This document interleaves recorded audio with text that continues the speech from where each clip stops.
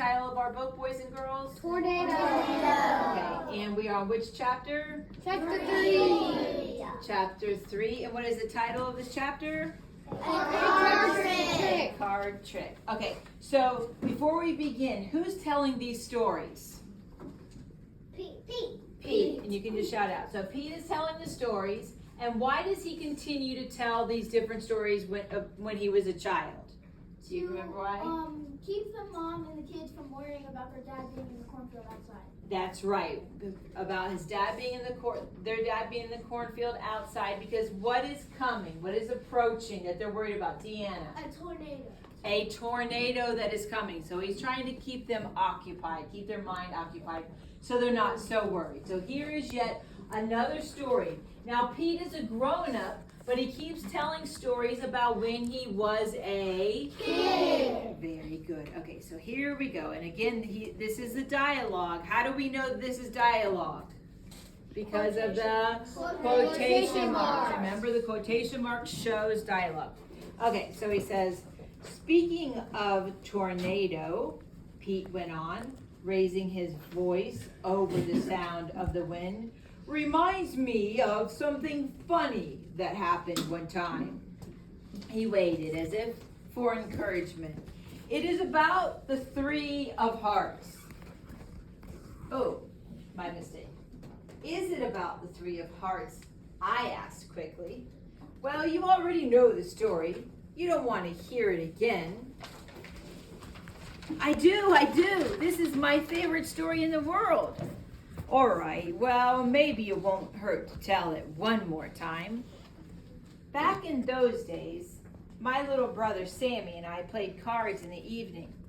We liked to play a game called War, but we were not supposed to play it because that's what it turned into.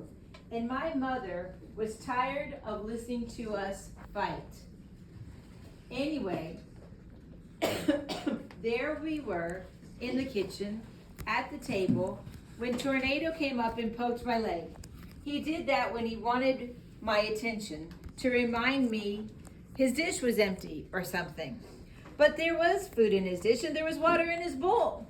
You got everything you need. Stop poking me. I went back to the card game, but Tornado poked me again. It's too dark to go for a walk, I said. And he poked me again. I said to Sammy, if I didn't know better, I think Tornado wants to play cards. Sammy said, then play cards with him. I'm tired of this stupid game. But he was losing, and because he was losing, Sammy threw down his cards and he left the room. I looked at Tornado. You want to play cards? I asked. Tornado looked at me. His ears came forward, as if he were interested. I held the cards so close he could see them. His ears came forward some more. I shuffled the cards. Now his ears were almost over his eyes. You want to play cards? Cards? I held out the deck. He waited. I fanned out the deck. He waited. I could see he was ready, willing, and able. He had that look he got when I had a ball and he was waiting for me to throw it. Then I had an idea. I put one card out farther than the rest. Pick a card, Tornado. Pick any card you want. Tornado took one step forward. He stretched out his neck. He took the card.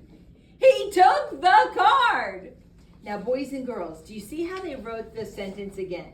They repeated the sentence. But the second time, look back the way the sentence is written. Do you notice it's written a little bit differently? It's leaning. Does anyone know what that's called when they write the text in a way that it's leaning? What do they call that? It starts with an I. When the text is leaning a little bit, do you know what that's called? Aiden. Never mind. had something and I lost it. I forgot.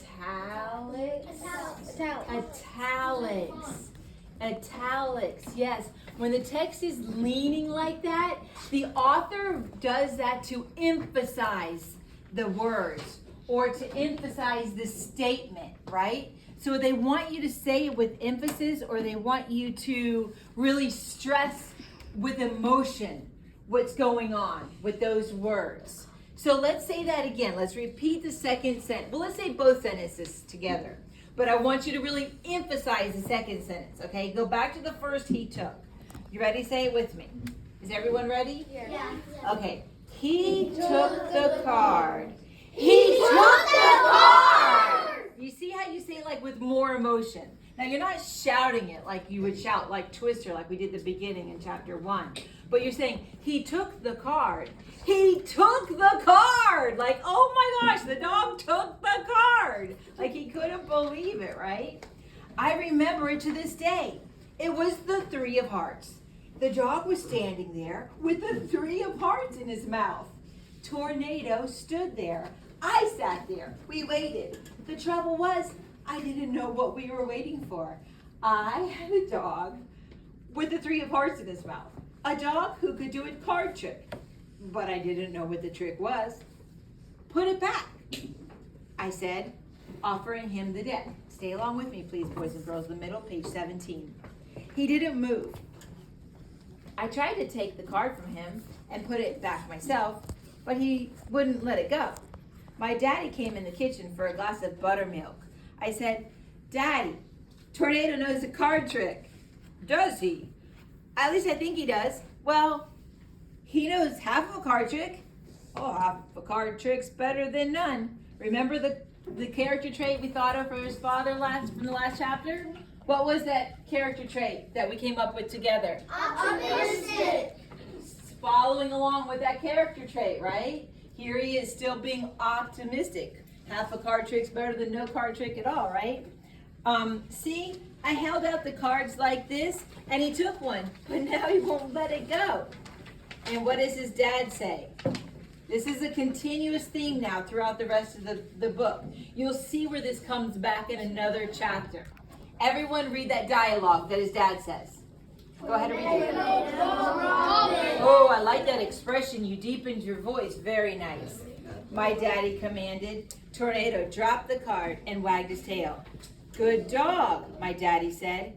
Daddy, do you want to see the card trick? I think I can do it now. Well, if it doesn't take too long, I want to hear the news. I put the card back in the deck. I didn't want to go because it didn't want to go because it was wet now and there were teeth marks in it. Pick a card, Tornado, any card, I said. Tornado picked a card. I crossed my fingers for luck. Tornado, if that card is a 3 of hearts, drop it. Tornado waited.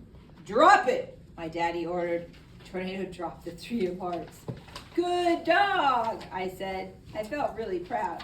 I had a dog who could do a card trick, even though my daddy had to help. Is that it? My daddy said, yes, sir. You can get back to the news. The news can wait. Let's try that trick again.